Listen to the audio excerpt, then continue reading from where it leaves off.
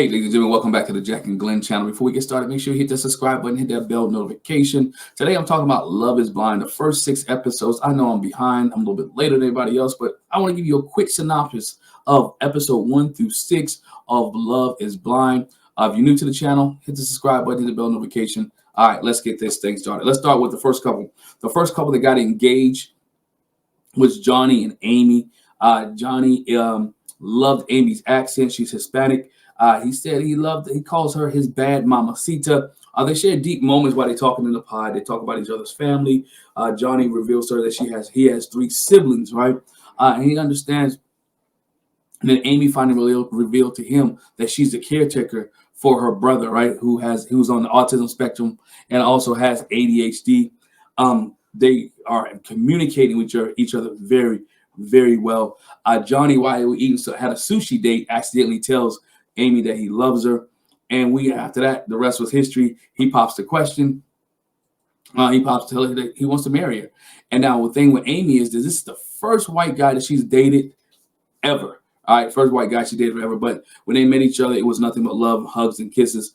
And they really do appreciate one another's company. Right now, in my eyes, they're one of the better couples that's on the show. But we'll move on.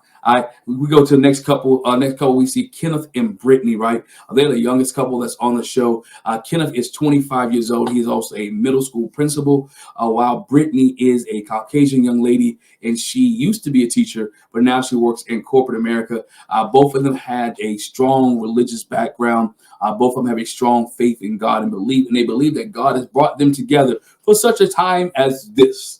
But she does desire to be a submissive wife to her husband.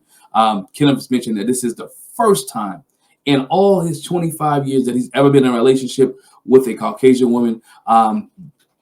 He said he's not sure if that will play a factor later on in his family, but right now he doesn't care because he's in love with Brittany. When he asked Brittany to marry him, she says yes. When they see each other, they had a nice long embrace, and it was nothing but love. They exchange hugs, and polite kisses, and we'll see where they go from there. And only time will tell, will this interracial relationship work between Kenneth and Brittany? I said one's 24 and one's 25, and they both have worked in the school system in the past. So then we get to the love triangle, right? The love triangle, the trio, the whatever you want to call it, any other 3-sided figure. I think a triangle is the only 3-sided figure there is. But you see Jeremy, Laura, and Sarah Ann.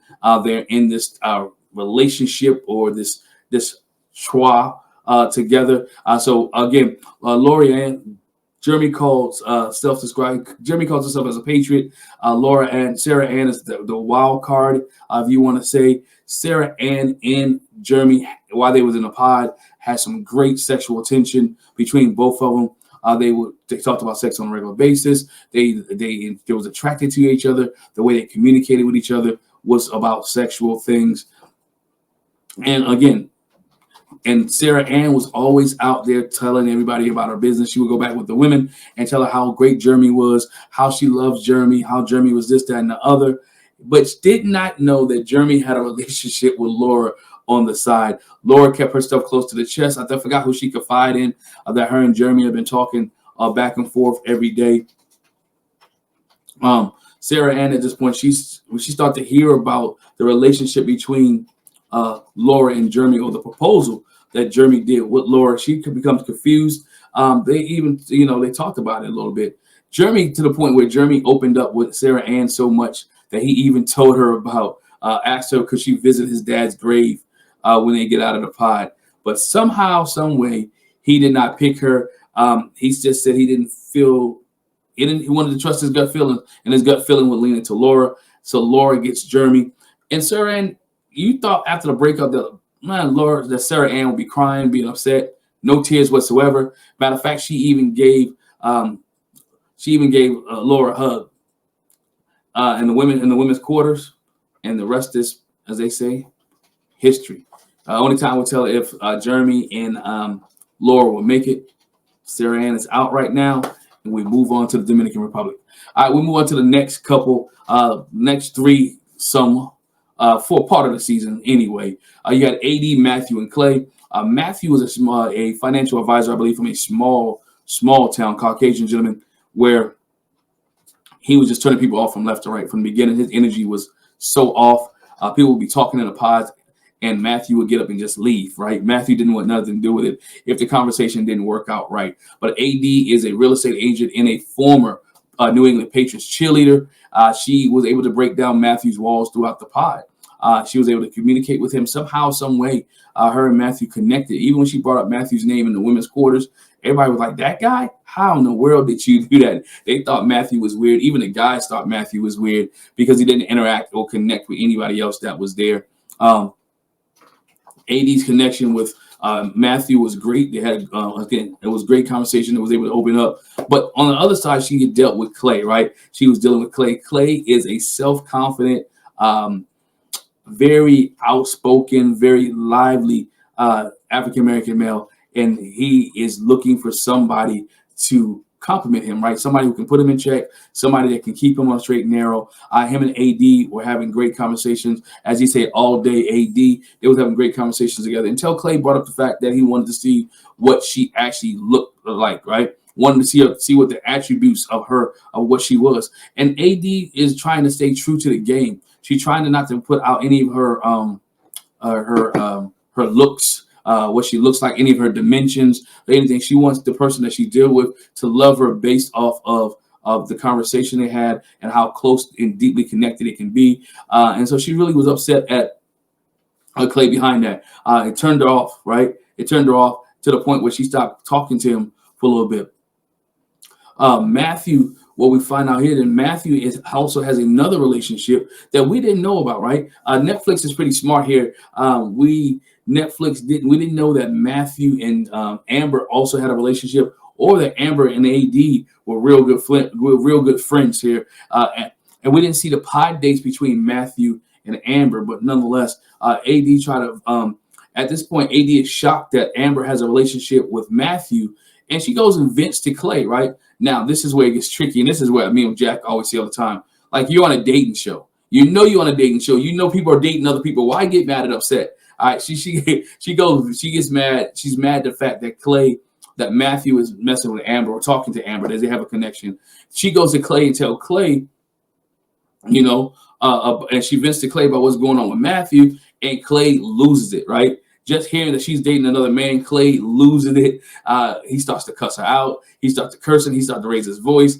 And suddenly AD is the one upset, apologizing to Clay. Like, he cussed you out. What you apologizing for, right? You're sharing, you're venting, right? You thought he was grown enough or man enough or more mature enough to accept the fact that there are other people in the pods. Because I think he was talking to somebody else in the pod too, but I don't think it went anywhere. And AD probably was his only one.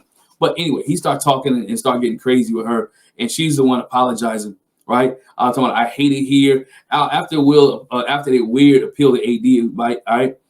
Matthew comes in and he talks about how he's the American underdog, how nobody likes him, and he said he wants to leave, right? He hurts Amber. Amber leaves. Amber tells AD she's leaving. Matthew said he's leaving to chase after Amber, and then AD is just left with Clay. And so what she does is she goes apologize to Clay.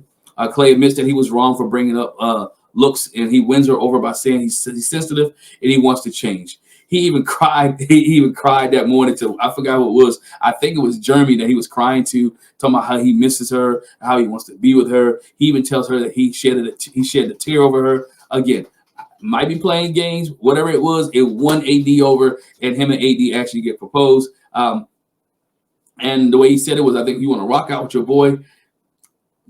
Some people may say it's corny. It might be corny, may not be. It is what it is. So she rocks out with him, and they are delighted. He's delighted in what he sees. When he actually sees AD, he sees her figure, he sees her body, he sees her hair, he sees everything about her, and Clay is well pleased with AD. Says she's beautiful. She has a beautiful face and a crazy body, and he's going to have some fun getting to know her. We'll see how that goes. We'll see how that one goes with them. And the last group that we have Trevor, Chelsea, Jimmy, Jessica, this whole love square that is going on. Chelsea has messed with Trevor. Trevor has messed with Jessica, and Chelsea has messed with Jimmy, and Jimmy has also messed with Jessica. It is a whole square that's going on. Jessica shared with Jimmy that she had a 10-year-old daughter. She felt so comfortable enough to let Jimmy know that she had a 10-year-old daughter. They was having a great conversation there. Chelsea told Jimmy that she looked like Megan Fox, which I don't know. Y'all be the judge in that. A lot of people don't think she looked like it, but he held it to it. Especially when he eventually chose Chelsea over Jessica, and realized that she didn't look like Megan Fox. You can see some of the facial expressions that was on here. It is a mess for them. Trevor is out, Jessica's out, Chelsea and Jimmy are together, and we now have our couples. Chelsea's happy to accept Jimmy's proposal. Trevor tapped out. He was like, "Look, I'm done." He's out, man. He's out of there. Chelsea, man, he finally meets her. He twirls her around. He looks at her. The conversation it seemed like he didn't get what he expected, but he's playing the game anyway. He still talks Chelsea up, telling he loves her, and he's gonna be with her. So the couples that we have now, we have Chelsea. You have Chelsea and Jimmy. We have Clay and AD. You have Jeremy and Laura. You have Kenneth and Brittany. And we have Johnny and Amy. All of them are ending up in the Dominican Republic. And you know how this couple are mixing and mingling with each other. They're chilling. Clay is happy to finally see his girl AD in a bathing suit. And he was like, "Oh my goodness, I see what her superpowers are." And her superpowers is her body. He said he wished she could stay in the bathing suit for all the time, but he doesn't want to lead sexually. He wants to lead emotionally. He doesn't want this to be a sexual thing. He wants to lead emotionally and not necessarily sexually. All right. Chelsea has been asking. Chelsea has been, she's one of those girls that she needs reassurance over and over again. She likes affirmation, so she's been asking Jimmy, "Do you love me? Do you care for me? Do you love me?" Jimmy's telling her like nonstop, "I love you, I love you, I love you." The whole time while they're in the Dominican Republic. In Dominican Republic, he's telling her he loves her. He doubles down with Chelsea. "I love you."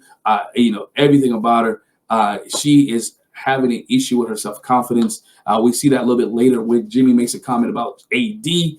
Jimmy says that AD is built like a bookshelf, that she is stacked. And what Chelsea does, Chelsea calls her out. Chelsea calls Jimmy out and says, "Yo, AD, Jimmy said you stacked like a bookshelf." And Jimmy was embarrassed. AD's kind of a little bit embarrassed as well. But Jimmy goes over there and talks to AD. He talks to AD about, Clay and their relationship. But again, Chelsea feels some type of way because he left her at the bar. Now, at this time, I think Chelsea had a couple sheets to the wind. She'd been drinking a little bit, and so she's feeling some type of way. She's embarrassed. Amy goes over there and talks to her, try to calm her down, find out what's going on with her. AD and Jimmy still having a conversation. When they get back to the hotel room, Jimmy and Chelsea had a deep conversation. She's like, "Well, I'm telling you how I feel, and you're just not accepting it. You're not taking it. Just take it." And he keeps telling her, like, "There's nothing to it. I told you that you're beautiful. I've been around you. I thought our relationship was built solid enough that I didn't have to be around you 24/7. Now, bro, y'all only been together a couple of days. You might want to be around your girl. I get it. I understand it. But for you to compliment about somebody else's body, another man's girl's body, how much she's stacked, you felt real comfortable with your girl and shouldn't have been talking about anybody else's girl. That's the problem. You should have kept your comments to yourself. There's some things that are best left off not spoken, and that is one of them. When you meet somebody, you don't talk about anybody else's girl, and even if she is stacked, keep your comments to yourself. It would have cost you a lot of trouble that night. But nonetheless, him and Chelsea got to get into it. Episode 6 goes off with Chelsea and Jimmy having a conversation and not being sure. They're reconciled, not reconciled, reconciled, they're not reconciled. Alcohol is a lot in the play. We see Jeremy in play. I believe we see Jeremy, who is childish, right? Laura thinks Jeremy is really childish, the way he acts, the way he behaves. He says a comment later on that her and him had while they were doing some pillow talk. She told Jeremy, "When you see AD bean dipper." Now, if you don't know what bean dip is, he wanted her to flick her tata, flick her boobie, flick it up, flick it down, as if you were doing a bean dip. He mentioned that. He said, "Nah, you ain't gonna get me canceled. I'm not gonna do that." He mentioned that in front of Clay and I believe the other guy was Johnny, and they were like, bro, don't do that. And Clay was looking at him like, you can do it if you want to. We're going to have a problem. All right. You're not flicking my girl's boobie. And even AD was like, why would she say that? And why would she do that? Where it came from was that Laura did that to AD when they was in the women's quarters. She flicked her boob, just being hilarious. Laura does things outside of the box. So they're going to have an issue. They have a trust issue already, Jeremy and Laura, because he can't keep his mouth quiet. He thought it was a joke.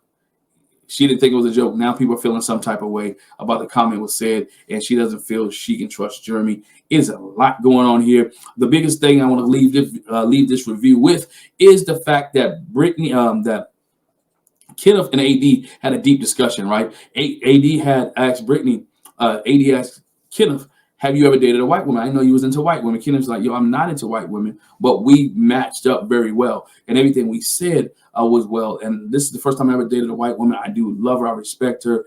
I don't know how it's going to be when we get back home, right? I don't know what it's going to look like when we get back home. And then AD says, you know, how is it? Do you think she's strong enough?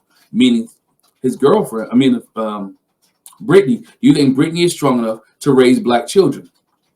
And that was the thing that made him think about it. Like, it's different for a white woman to raise a black woman in this day and age in society and wherever they're from. Again, young white woman as well. Is she ready for that? Right? Because Kenneth said he is pro-black, right?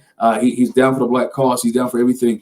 Again, sometimes it is not received well in certain communities when people are dating interracially. I know it's 2024, but guess what? Some people still don't receive that and accept that. We're going to see how this play out through the whole season. Only time will tell. Is love really blind, right? Because Kenneth loved her before he knew what complexion she has. Brittany loved Kenneth before they kind of figured out in the pod. They talked about it. They knew each other were black and white towards the end of this. But will it work? Only time will tell. Hey, that is episode 1 through 6 in a nutshell. I try to get it to you real quick. Hey, leave a comment in the comment section below. Make sure you hit the subscribe button, hit the bell notification. What did you think about the first 6 episodes of Love is Blind? I'm going to knock out the rest of them. Maybe Jack could join me on some of these too, but only time will tell. We'll let you know. Hey, once again, subscribe button, bell notification. We appreciate you, and thank you very much for rocking with us. Got it done. Talk to you later. Peace.